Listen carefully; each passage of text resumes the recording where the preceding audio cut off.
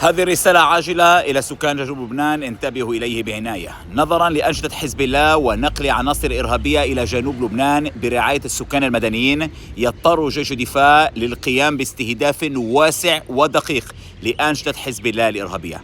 بناء على ذلك ولمنع نقل تعزيزات ووسائل قتالية، ينوي جيش الدفاع مهاجمة معابر على نهر الليطاني، وذلك بدءا من ساعات ظهر اليوم.